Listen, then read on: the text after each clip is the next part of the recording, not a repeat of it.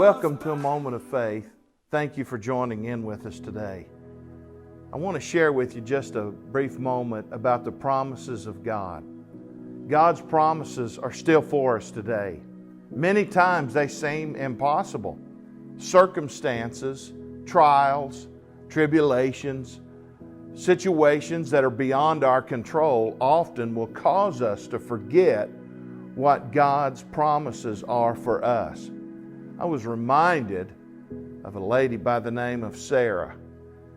God shows up one day, Abraham, in Genesis chapter 18 and verse 18. The Bible tells us that Abraham sitting outside in the heat of the day, and all of a sudden 3 men show up.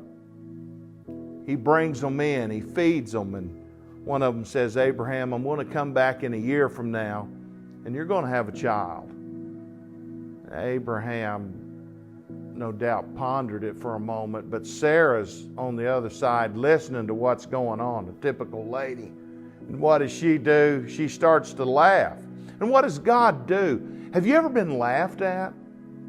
I mean, the natural tendency is, okay, I just told you what I was going to do and you just laughed at me. That ain't going to happen. But God didn't change because she didn't believe and laugh. He said, I'm going to show up a year from now. And he asked Abraham, why did she laugh? And so Abraham then asked her. She said, I didn't laugh. But he shows up. And then in chapter 21, we find out, she said, I've been given a child. And I'm going to call him Laughter.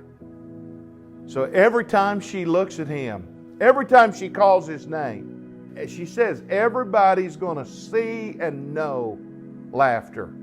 Everybody that I know is going to be touched by the promise that God gave to me that I held on to.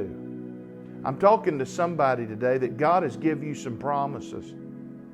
God has showed you some things that's going to take place.